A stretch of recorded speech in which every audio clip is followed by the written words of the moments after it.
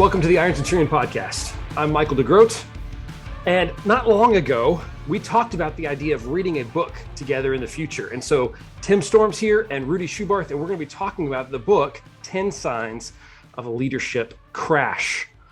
Tim, this was your recommendation. You suggested this book, and I'm really glad Ruedi's here because I want to get his insights on it too.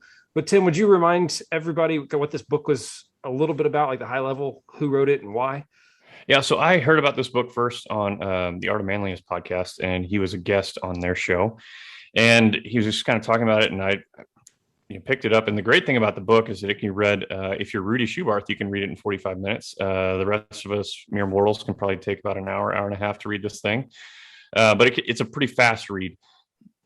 When I read it, though, the first time, and this is probably several years ago, I was just blown away by the simplicity of how it was all broken down and just kind of the real world applications of, hey, if you don't want to totally blow it, these are some steps that you should be taking and keeping tabs of in your life. So as we talk about leadership, and is that something that I think is really near and dear to our hearts, I felt like this was a good fit for us to discuss at some point. So I'm glad we got a chance to do that. Yeah, and I really enjoyed reading it. Actually, you recommended this to me years ago, so it didn't take me 45 minutes like it took. Is that how long it took you, Ruedi? Really? 45 minutes? It really did, even the second time. Okay, well, you're in academic professor mode, so I get it. For me, Tim, I think you recommended it to me like 6 years ago. So technically, I did start it 6 years ago, and I finished it recently. So it took me 6 years. Between 45 minutes and 6 years. Yeah. But essentially, somebody could read it on their own in the time it takes to listen to this episode. Probably they could read the whole book, right? Right. Yeah, and to that end, we probably won't be discussing the entire book because you can just read it, and we don't need to belabor every point that he makes in the book. But we'll cover the highlights, I think, from what we get out of it. How should we do this?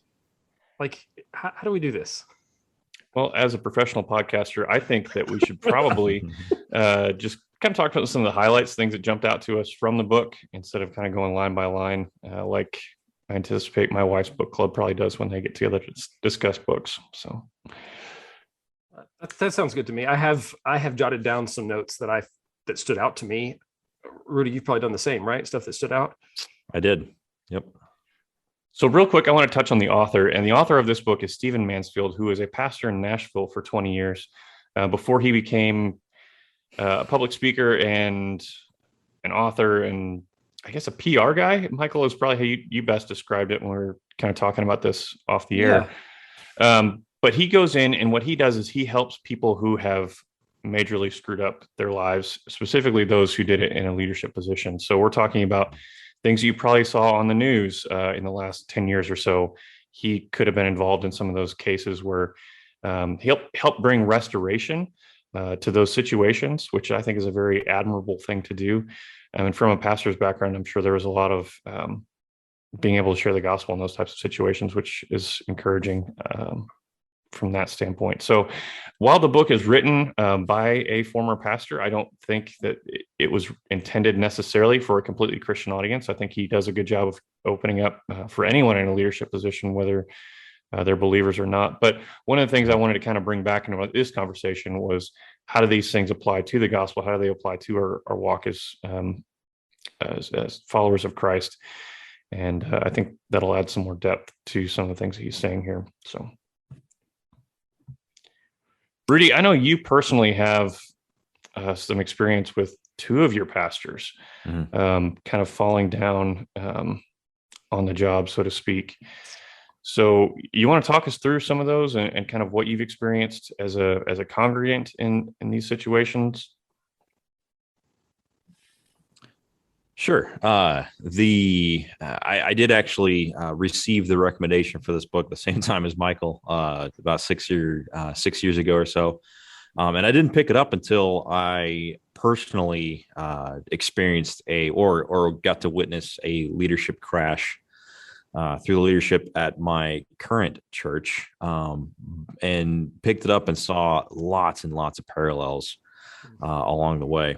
And then it also took me back to a previous pastor that I had. I attended a church in Colorado Springs that was started by Ted Haggard. And you can 100% Google his name and find everything out about that story. And it's kind of a doozy. I started attending that church when I was 7 years old, and went there all the way up until I came to until I moved away to go to college. And then that while I was on campus at college, and so I got to see all that happen from a distance. But I got to also grow up in that church and watch how he lived his life, how Ted Haggard did family, how he did accountability, and then really get to see his life get lived out in with the consequences that came from that. So just some background, one of the really common factors in a leadership crash that Stephen Mansfield mentions is choosing isolation. And he calls this the second most common factor in a crash. So, of course, he's got lots of experience with it. So, something that Ted Haggard would do at church was kind of go on a retreat into the mountains every year, every 2 years, something like that. Kind of just a short sabbatical. We were in Colorado, great location for it. The church had like a piece of private land. You could go and basically just camp for like a week. And that was where he did a lot of writing. He did a lot of developing his sermons and things like that. And so, a lot of good things came out of that. Well, that eventually led to just the explosion of church growth. And he was a spiritual advisor to George W. Bush.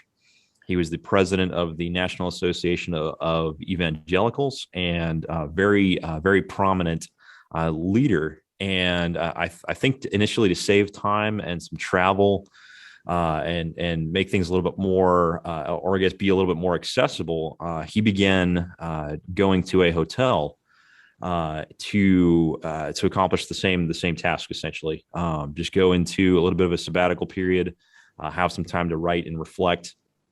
And it was at one of these hotels that he stayed at that he encountered the source of his temptation. There's lots of allegations, lots of things that happened that we don't need to get into here, but eventually caused his fall from grace. And just a huge rift in the church, right? A lot of people sided, I guess, with him, wanted to show him grace and look for healing in the church. He was basically excommunicated to another city in another state, and not welcome back, on the church campus, those sorts of things. And so a lot of people had a hard time just kind of dealing with that. And so that was just a huge eye opener for me. Really changed my faith walk. Right, I realized how much faith I had put in another person saying the right things. And I can explore that another time. But what was the most fascinating thing as that came up? Having attended that church for like 12 years before that. I heard him preach specifically 3 times. As you cycle through messages from the same pastor, I heard him speak on Luke chapter 12, verse 3. It says, "Whatever you have said in the dark shall be heard in the light. Whatever you whispered in private rooms will be shouted on the rooftops." I just remember hearing that as a young man, and as a boy coming up from my preteen years.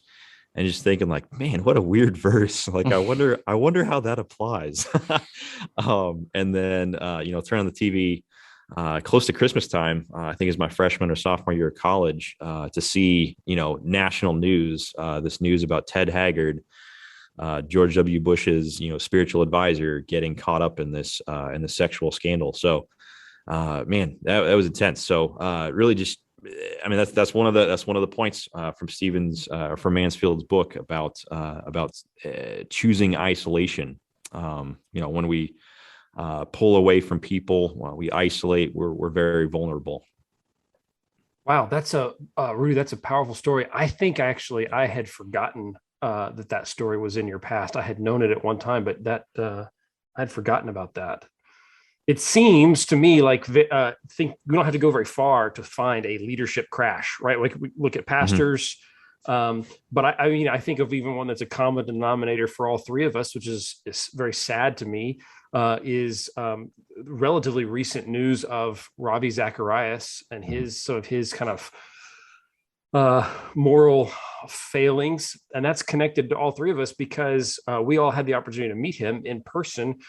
He was at the time a board member or a trustee at Laterno University when we were students. And so he came and spoke on campus while we were there and had the opportunity to meet him.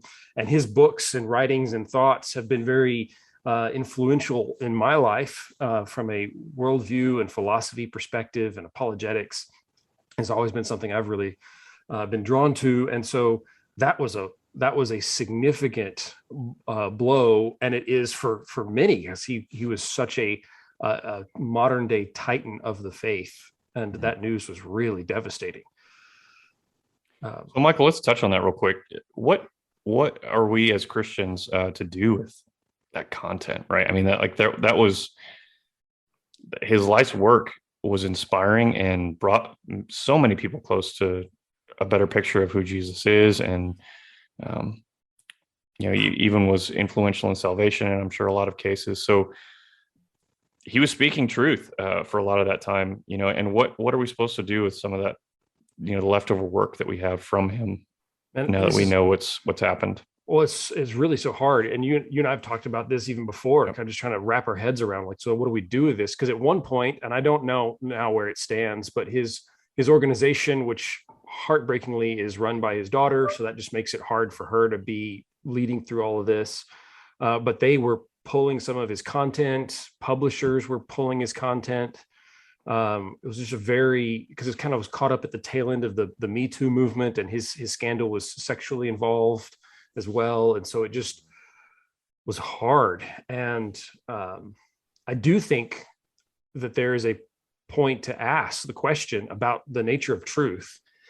If his message was true, then I'm not convinced that pulling his books, for example, is the right approach. And I know that there are people who've prayed about it and considered it very carefully. And so and they're in a hard spot. And so I'm not saying they're making the wrong choice directly, because I know it's hard to work through, but it actually may be in some ways the wrong choice, because if his content was true, then we shouldn't necessarily just throw all of it out, kind of the baby with the bathwater idea, right? Just because his content seems to be true, it matches with scripture, it just wasn't fully lived out in his life.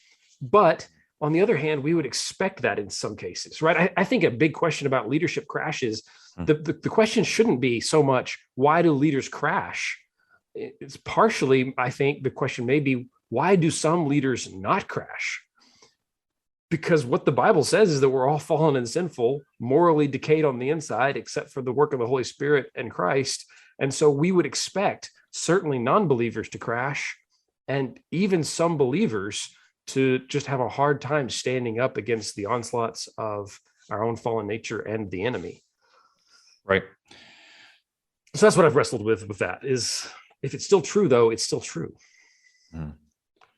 I think another very recent and valid piece of content, I guess, that's been out recently is the rise and fall of Mars Hill, right? The podcast that recently came out by Christianity Today, covering the saga of Mark Driscoll. Very similar story. Somebody that grew a very popular church in a very short amount of time, and then had a very public and sudden and steep decline and fall from that position. And it's a fascinating podcast. Have you listened to any of it yet, Ruedi? I have. Yes, I listened to all of it. And okay. Sorry. Good. You're ahead of me. Then. That's fine. I binged it over the course of just a couple of days because it was riveting. Right. I wanted to just find. I actually wasn't that close to that situation, so either of you may be able to speak more to personal experience. But what was fascinating to me was I didn't find myself disagreeing with a lot of what he actually said from the pulpit. I guess I should clarify. But man, outside off of that platform, it was a different story, right? Almost a completely different person as far as lifestyle and character. And one of the amazing quotes that came out of that is just that his, he as a leader, his charisma outpaced his character. And really just and so we see that, we see that happening a lot in that time. So I think the character piece is still there. These great leaders, these men of faith that we've looked up to, even though they have sin and shortcomings, right? Like they are genuinely reaching people's hearts and lives. Lives were changed through the, like I mentioned, the ministry of Ravi Zacharias, through Mars Hill Church, through New Life Church in Colorado Springs, and other ministries out there that we haven't even heard of that go through these sorts of things every week. Well, and it's not just pastors, right? I mean, recently as well in the news, president of in the academic circles, right? Liberty University, which is a very conservative Christian university, and Jerry Falwell Jr. significant kind of fall from that role, as well as, I guess that's a great phrase, his charisma outpaced his character. That's a big deal. It's obviously not just isolated to church pulpit experiences, right? Stephen Mansfield goes into corporations, and he has several anecdotes of leaders, CEOs, chiefs of organizations that caused a lot of time deep personal crashes, right? Usually in corporations, you see you see the group exist outside the leader and continue on in most cases successfully. I think with the church, there's a ton of attention placed on to the leader and examination, because I mean they really are held to the higher standard, right? As a teacher, in James chapter 3, those that teach are held to a higher standard. And so and there's really a lot of if I can borrow the German, Schadenfreude placed onto the right, just delight in that this great good person fell, and if they really aren't that good after all, there's hope for us too. It's kind of what that feels like sometimes. So Tim, go ahead. You bring something up. Yeah, I was just going to say, I mean, I think on one hand, we can holistically condemn the things that these men that we're talking about have done, right? Mm-hmm. Well, at the other hand, like, see the picture of the gospel that's painted in all this too. I mean, I just think back to Peter, right? After Jesus is resurrected, and that conversation he's having with him, and there's this restoration process where Peter is broken. And I think that is a key element here, where, a lot of times these things happen and the men are just not repentant. They're not broken about it. Right. But I think, in Peter's case specifically, we see just a brokenness in Peter's spirit. And then Jesus' beautiful restoration of Peter right there on the beach, of do you love me, Peter? Like, go and feed my sheep. And when this happens, I think that there's, again, like you said, Ruedi, there's hope for us, because I think the implications here, and the whole reason we're reading this book, is that as leaders of families and those small groups of men, that there's this expectation on us, to perform at levels. And, I'll be the first to admit that I don't always achieve that mark. Right. So there's hope of restoration. There's hope of God doing things with our lives, even if and when we screw it up. So.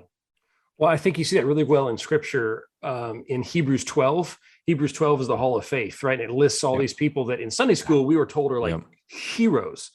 And they're actually really not. If you go back and look at the lives of the people that are listed there are murderers, liars, prostitutes, people who actively worked to destroy stuff. There are cowards, assassins. I mean, there's just people who are listed who we just really, you wouldn't think would be people that you would look to and consider heroes.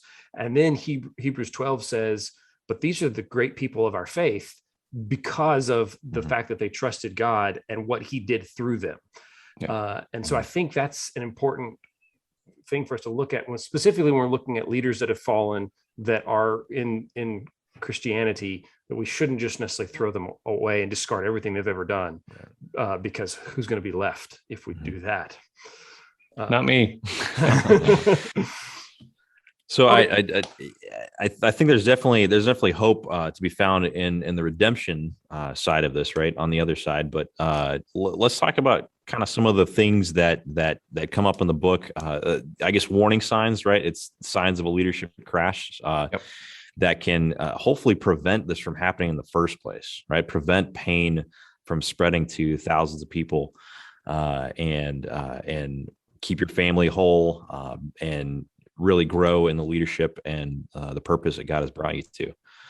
So he lists each chapter is one idea, right? He lists 10 key principles and says, when you see these are signs of problems, that this is a bad road. And mostly I feel like Mansfield's putting the burden on friends or trusted advisors to be on the lookout for. This is not necessarily a book to you as a leader.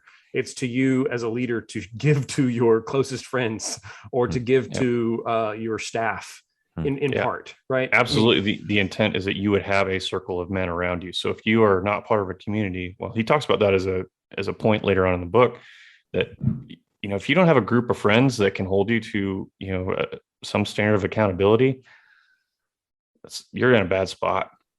And he's not just talking about guys that you go and check a movie with, or, play 18 rounds of golf with. It's guys that are in your life and are intentional about asking you the hard questions.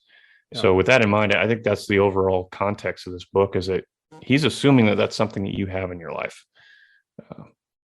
Let's talk about some of these things. The first one he brings up is this idea of just being out of season.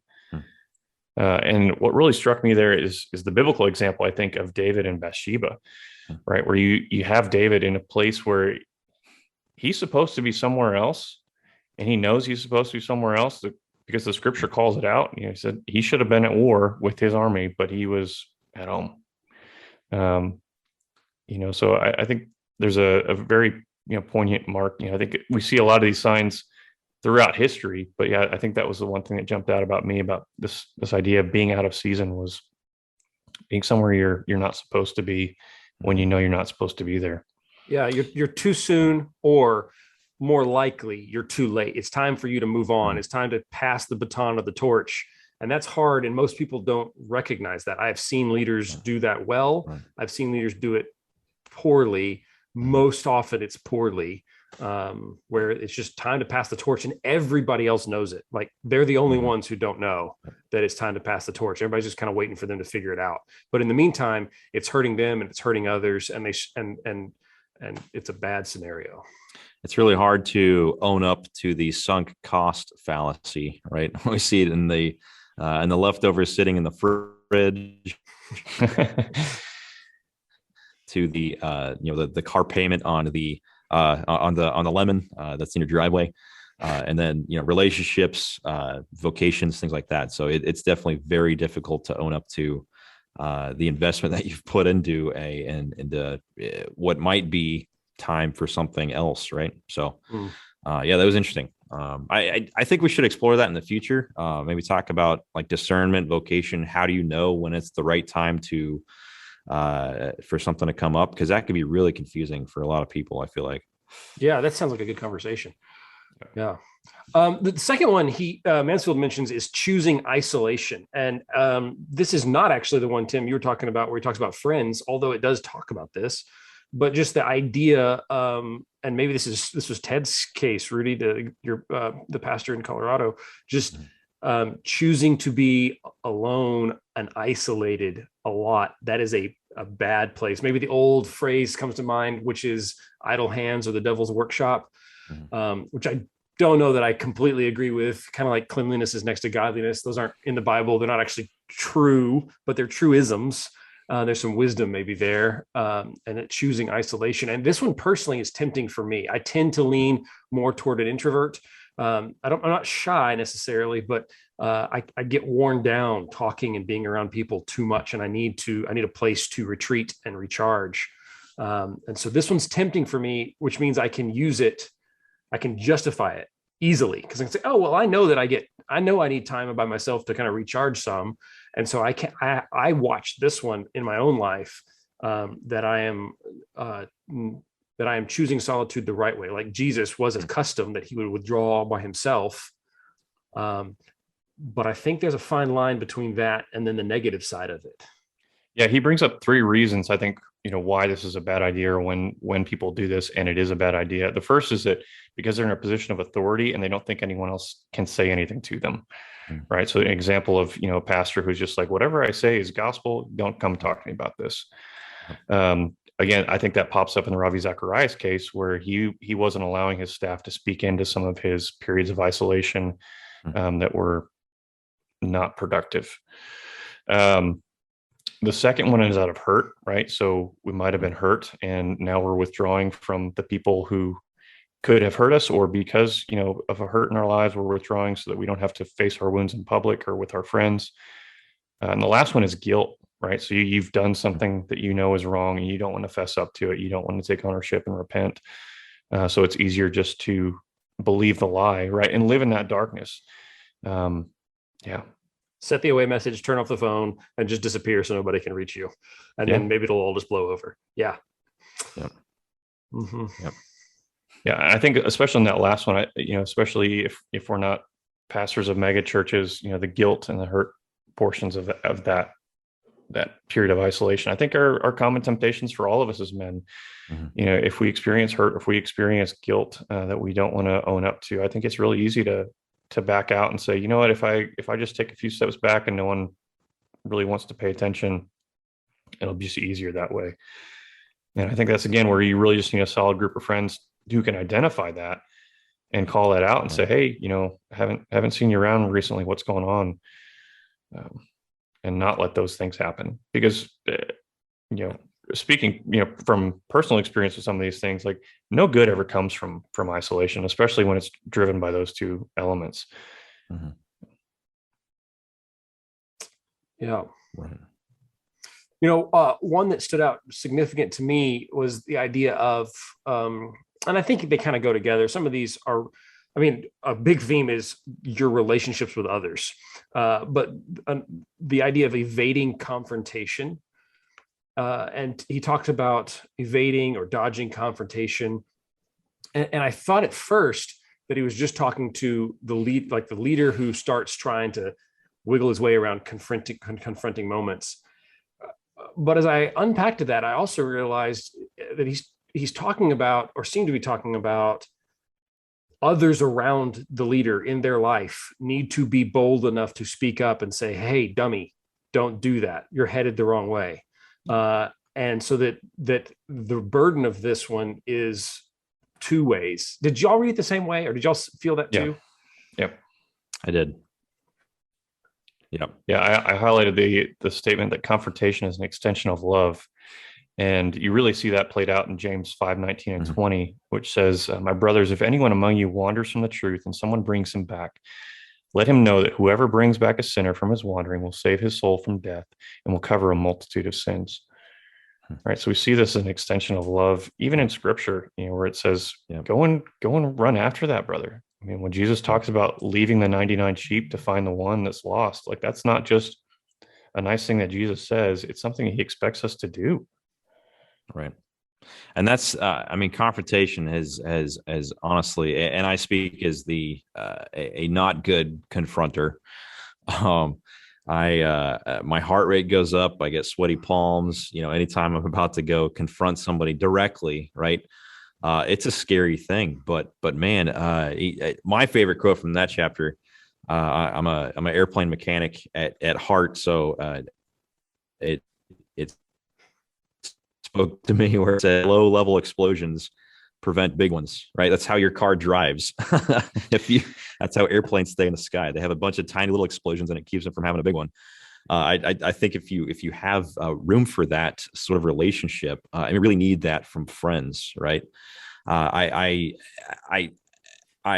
consider it maybe a good litmus test for myself, just kind of a self check on, hey, has anybody in my life lately told me that what I'm doing is a bad idea or challenged me on anything? It's not that I need to look for an excuse to beat myself up, but if there's nobody like calling me out on anything, how genuinely am I letting somebody in? Yeah, and when I answer that question, the answer is Ruedi Schubarth has done that to me recently. So I seek to do that for others, and I mean I certainly hope and expect for it to come back to me. What's funny is I mentioned that to somebody, and they're like, "What? Your wife doesn't do that?" And I was like, "Well, yeah, obviously, but it's and then that's the one that is obviously there, right? We have no problem most of the time calling our spouses out, or at least she has no problem calling me out. But it's because we have this open relationship built on trust and respect and truth and genuinely caring about what benefits the other person. Yeah, I think the point there too is if your spouse is the only one in your life that does that, that's a problem, right? That's right. You need more voices in your life that are able to do that. Right. Yeah. Yeah, I think it really points to a lack of emotional intimacy with anyone else outside of your spouse. Hmm. And I mean that especially if you're a dude, like with other dudes, not with like your female coworkers, because that would be a bad thing. But yeah, I think in circles of friendship, that's a requirement. In our circle of friends with Ironcenturion, like we're very vocal with each other about things that are going on in our lives and being open about those things and asking questions and asking hard questions at times. And I think that's one of the reasons I love opening up my phone, even though sometimes there's 37 unread messages, that those are gonna be good, because there's a lot of even in the middle of the memes and everything else, there's a lot of challenge and heart work that we do with one another that is essential in our lives. Well, and we've now moved on essentially into the next kind of big topic that Mansfield brings up, which is he talks about the loss of trusted friendships. A sign of a crash is when a leader begins shedding those close friendships and doesn't have them, or is diminishing the number of them so that they're not surrounding him. And I think that stood out to me, because I think it stood out to all of us, I'm guessing, right? Because that's one of the key ideas that Ironcenturion is founded on. And we even say in our mission statement, the idea of teaching men to love the vitality of brotherhood, which is another way of saying trusted friendship, right? And that trusted friends gathered around is important. And I'm gonna offer maybe a hot take here, is that true accountability and friendship here is at the utmost level. It can't be done virtually. You can't keep someone accountable over social media, over group texts. I love our conversations, Tim, like you were saying, over text messages, prayer requests, challenges, joys. It's so cool to see what's going on in each other's lives. But if somebody's not responding for like a week, right? Either they left the country and they put all their assets in an offshore, bank, or or they're really busy and they just haven't had time to check their messages, right? It's like, where is it? You can hide behind a ghost text. But when you're with somebody, like when you're sitting with them, at a bar, at a a game somewhere, you can't hide wandering eyes. You can't hide stressed out sighs. Like, what's going on in your life, brother? Like, you seem really heavy. So we need those people that can call that out from us. Ruedi, a conversation I would love to have. We should do it on the podcast in the future. We should talk about accountability and go deeper into what that looks like and what it doesn't look like. I think that's something probably people have some thoughts on and some questions about. I think that'd be a fantastic conversation. We should do that in the future. Sounds good. Okay. Yeah. So that chapter, the sentence that stood out to me the most that I wrote down is he talks basically at the end about all this loss of friendship and what it does. And it's pretty heavy. And then he says, the result is that most leaders would die of neglect if they needed even one friend to show up at an inconvenient time to rescue them. And I think that's the whole crux of that idea, is that there are so many living life in so much social and emotional and relational isolation that they've either sought or they've created of their own, that they have all these acquaintances and they know all these people, but if at 3 a.m. their house burns down and they need somebody to call, or if they get caught in some type of sin and they need somebody around them to help them get through the quagmire. There's Your nobody. Instagram followers aren't coming to save you. They're not. They just don't want to get in the mess with you. They don't want to damage their reputation. They don't want to spend the time it takes. Can I just like Venmo you some money to like buy, like get some dinner or something, or like pay for your hotel room? Because that's easy and not messy. And I don't want to have to do the thing where like we have to like have you, I don't want to drive really far or like have you have to come spend the week at my house while work. Like, I just don't want that disrupts me. It's inconvenient. Mm-hmm. Right. And I think that was a summary of that chapter that had some punch to it. Yeah. One of the other things that I've highlighted in that chapter was that men have almost no deep relationships at all when they reach midlife. And I look around and just see so many true examples of that. And it's just heartbreaking because it's like, man, you were missing out on some of the deepest joys in life by having a group of close men around you. Being known in community, I think, is absolutely critical to our growth as Christians. There's a reason that Christ called us to be in community and to be transparent with the people we're in community with. It's not just about showing up to a small group, because you can do that for years and never be known. It's about sharing your heart with those people, right? And letting them in and letting them know the struggles, letting them know the highs and the lows, and walking with those people. I think the other key thing here is walking with those people for a long time. I think the three of us have enjoyed the benefit of having 15 years of friendship now. And there's a lot of things, we've all had our ups and downs in those times. We've had our ups and downs with one another. We've had conflicts, amongst one another, and I wouldn't trade any of it, because they've made us all better men. Yeah. I think if you go in looking for a trusted friendship relationship, it's going to be easy and it's going to give you things, that's not going to work, right? Like you've got to go into a trusted friendship relationship because it's going to be hard and you're going to have to be vulnerable. And there's times when it's really going to suck, but the suck is good at the other side. Yeah. To that point, that's kind of why Ironcenturion exists, right? We already covered that in a separate podcast, but the concept of being able to forge a bond with other guys through adversity, something to distract you, I guess, from maybe the awkwardness that it takes to get to know somebody. I mean, that's just to be vulnerable. That's one of the hardest things for me, is to open up to somebody. And I really enjoy deep friendships. I love you guys. I love the friendship we have. It's really hard for me to crack that nut open for somebody else. Yeah. I just skip the small talk. Let's get to manhood issues, but that's kind of weird in a group setting. So, if you have some other activity, if you have something enjoyable that you could do, find some commonality there, right? Guys go on hunting trips together and build lifelong friendships. They plan for a whole entire year to see these guys they get to spend out in the wilderness with. And then obviously that's what we do at our events, is provide those conduits for deep friendship, right? That carry on. Which fits into the sense of adventure, which is actually one of the topics he talks about, is just leaders who have forgotten fun. Yeah. Right. It's specifically like men are living overly scripted lives. He's not talking just to men. I'm editing that some, but we just like, our life is so routine. We don't do anything unknown or different or outside of the box. And so we live life in this very boring, scripted, on plan sort of way that is good if you want to go the distance to a specific destination, but gets really boring. And sometimes you need to take some detours and take the slow road and the one that winds instead of, just continue to hit the interstate. An anecdote from me for this one is this took me back to a conversation my wife and I had where as a college professor, I'm on the semester schedule.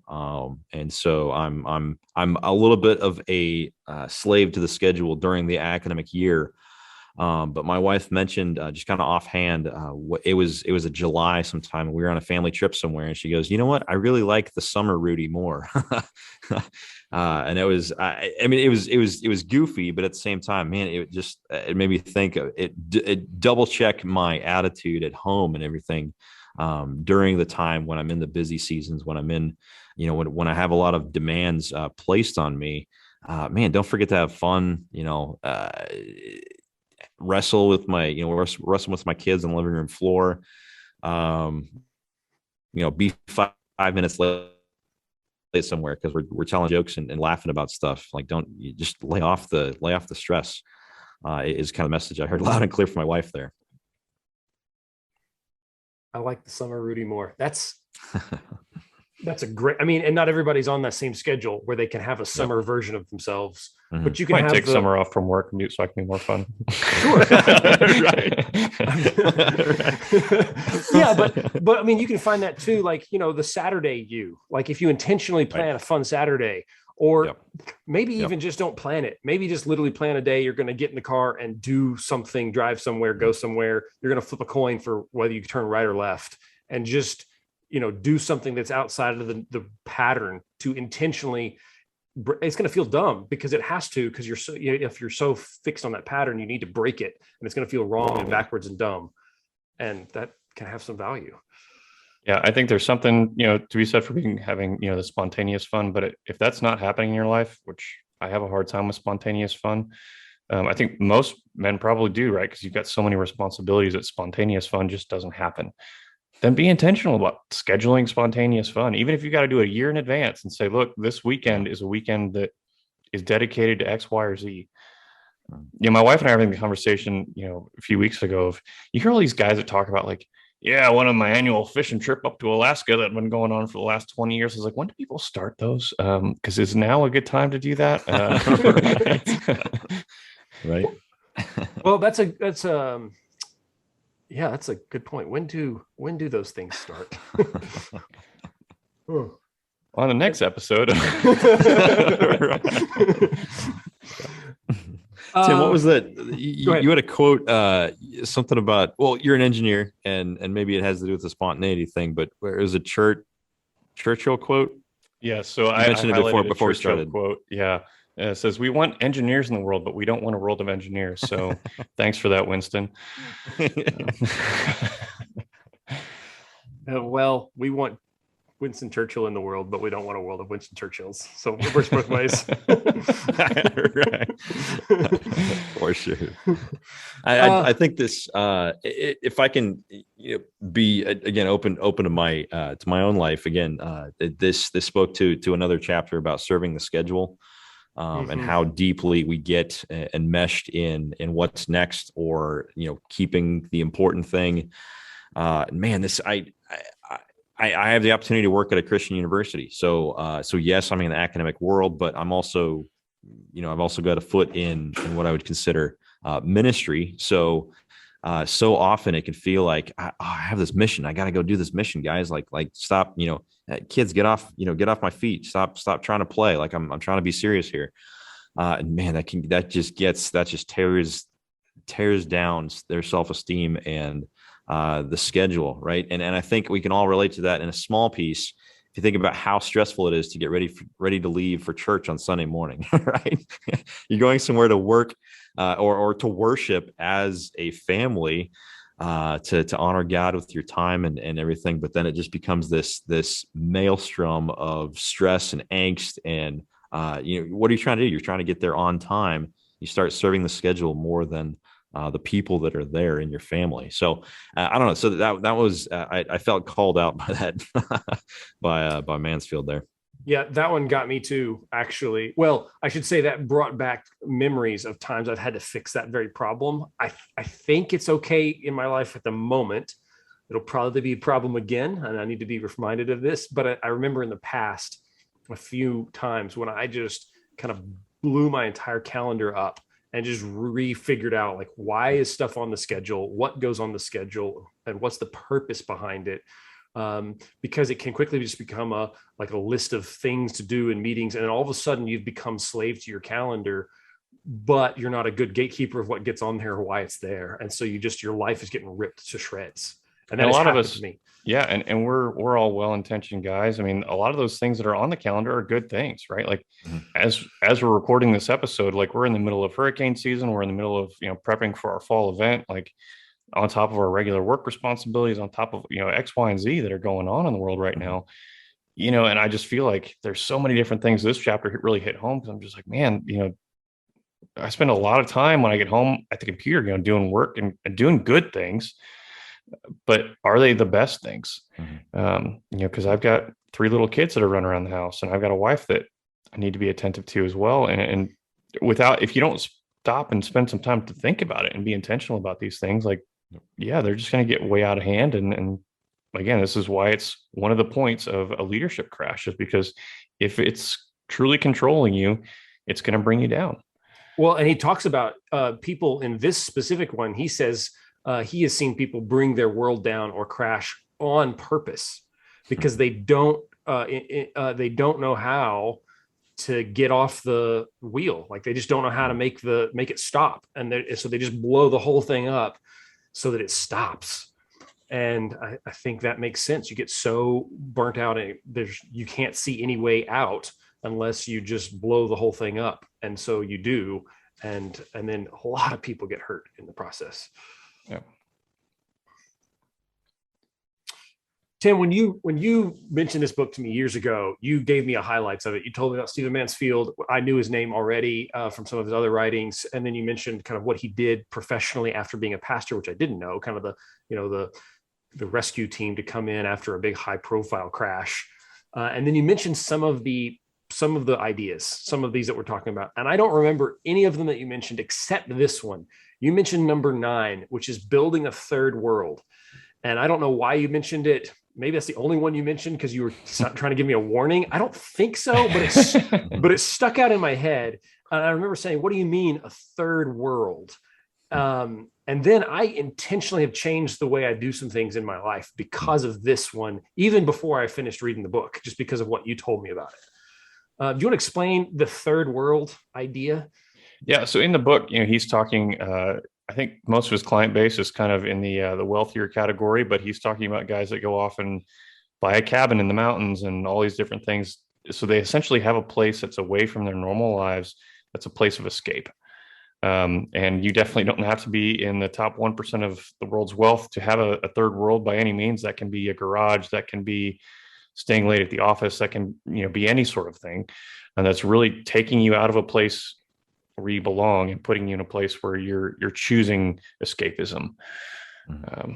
And I think we've all seen the detriment that can bring in our own lives, in our friends' lives, maybe in the lives of others we know as well. So, and I think something that's definitely, again, I also had a little bit of a difficult time imagining what a third world looked like till I realized, like, we have virtual third worlds in our pockets or on our laps, right? It doesn't have to be a physical third world. Ouch. I can escape and disconnect or maybe, what they call disassociate. We see guys or I don't personally, but there's fantasy football leagues and things that just become time sucks. A big temptation for young people that I see, in my classrooms is just endlessly scrolling through Instagram reels or TikToks. You just get sucked into those algorithms and just completely take over your ability to interact with other people, right? Which is, leads to a lot of these other issues. Yeah. For me, here's what I changed. Because Tim, when you told me about this 6 years ago, it stood out, and I said, well, I want to be careful of this because the images that came to mind is like, you described it as, and then I see now that Mansfield does, but it's this kind of space that's not work during normal productive work time. And it's not home. It's a third place. And so it could be the gym. Not that going to the gym is wrong. It could be the office. If you're there, so you've avoided the gym for the last 6 years because it's dangerous. Yes, exactly. It could be getting too early to the office or staying too late at the office for non-office related things, or even just workaholism. It could be the bar. So I think of like the Cheers episodes, right, where just everybody shows up and they just have life there outside of a separate real life. It could be a special separate apartment that you justify to your ministry that you need because you travel a lot. And that's not hypothetical. Ravi Zacharias had a separate apartment across the world where he could do things that he wanted to do. It could be the casino where you're hooked on gambling, lots of different things, right? That can be this third place. And so for me, at the time that you mentioned this to me, I was a member in a maker space, a very inexpensive maker space garage where there's a bunch of tools that you could come and use and share. And so for a small fee every month, you could just come and use this space. And I used it a lot and I loved it. It was great because I didn't have a garage with a bunch of tools in it to use. And I still miss some of the space there. I have moved, so it's not close to me anymore, so I don't use it. But I realized that I needed to be careful that I didn't let that become a third place. And so what that meant for me is that I was always intentional with where my heart was when I went there, specifically to make sure I wasn't trying to avoid my wife. Like it didn't become a place that was a refuge away from her when I was leaving work and not going home. I'd still go build projects, do stuff for the house, work on my Jeep there a lot. But I was very careful to make sure I checked my heart about why I was going there and what I was doing, and tried not to just make it a place I just hung out endlessly for no purpose except getting the work done, like using it as a workshop. Yeah, Jeeps need a lot of work, don't they? They need a ton of work, especially when you want to do with them some of the things that I do with them. But I get your Toyota's comment. I understand.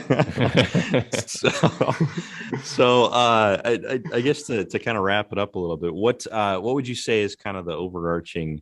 I mean, he did mention an early warning sign that kind of leads to all the others at the end of the book. Would you say that's kind of the overarching theme of it, or is it more so in the conversation we're having of personal interaction and meaningful interactions? I felt it was friendship. He does say that the last chapter is the big idea, but I know that probably the three of us aren't going to like the idea. It feels too artsy. Right, Tim? Yeah, I as an engineer have a hard time with losing the poetry as the 10th sign of a leadership crash. I don't know what poetry is.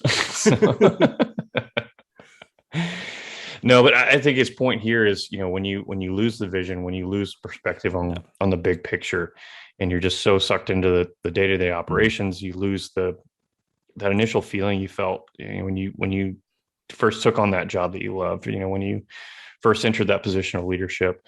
When you lose that vision, that can be a dangerous sign. So I think it's important for us as leaders. We even brought up some things that could be seen to go either way. For example, taking time away and taking time to reflect individually.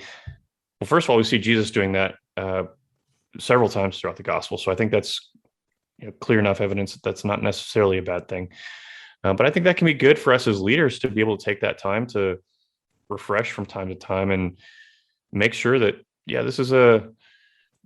this is still the vision that we want to have for this organization. This is still the direction I want to be going with my life. And, it's because as a leader, you're impacting the lives of other people around you. So we need to be careful and intentional about, how we shape our own lives and how we're, through second and third order effects, shaping the lives of others. Mm-hmm. Ruedi, I summarized the entire book this way. I wrote these notes down. I wrote down 3 short sentences. Don't hide, keep the spark, be self-aware. To me, those are the things that kind of really stood out as kind of like, if you were to summarize it, like that's it. Be open and vulnerable, keep the magic and excitement about what you're doing, and then be intentionally introspective about who you are. That's kind of how I summarized it. So I'm not sure that just the poetry part is the biggest thing, but who am I to second guess Mansfield? He clearly has done a lot more about this than I have. He gets paid a lot more than we do to do that. Absolutely. Well, guys, thanks for reading the book. I hope it was as impactful for you guys as it was for me. And if you haven't read the book yet, I highly encourage you to do so, especially if you're in a position of leadership in your circle of friends or at work or in a church. I think it's a book that every man needs to read in order to lead well. So, Tim, thanks for the idea of this book and suggesting it. I think it was cool to read a book at the same time. Like we were talking a little bit about it and making notes, and it's cool to see what you got out of it, Ruedi, that I didn't see, especially because it, in some ways for you, it ties into different personal experiences that you've been through. Tim, to explore more and now understand what this third space thing was really all about. That was cool. So thanks for the idea. Yeah, you bet. Well, Ruedi, you want to sign us off for this one, and we'll see you guys in a future episode. Well, hey, before we do that, I've got a question. I'm wondering if this was interesting enough for people who are listening that we should do a book like this of any kind again. Like, should we? Like, was this cool? Did y'all enjoy reading a book? I enjoyed doing this with the three of you, but I wonder if this was a good thing to listen to and engage in. So I'd love it if people like the idea, if they tell us maybe book ideas or suggestions, or if we should do something like this again. Yeah, leave us a comment on your social media platform of choice. Shoot us an email at podcast@ironcenturion.org. And just let us know. Cool. And for those that are there, thanks for joining us on the Iron Centurion podcast. This is a Christ-centered adventure into leadership, manliness, and brotherhood. See you all next time. Good to talk to you guys. Thank you for listening to the Iron Centurion podcast. We're thankful for the support of listeners like you who support this podcast through donations. If you'd like to be a part of our support team, please visit ironcenturion.org/donate. For more information on what it means to be a leader for Christ or how you can get involved, check out ironcenturion.org.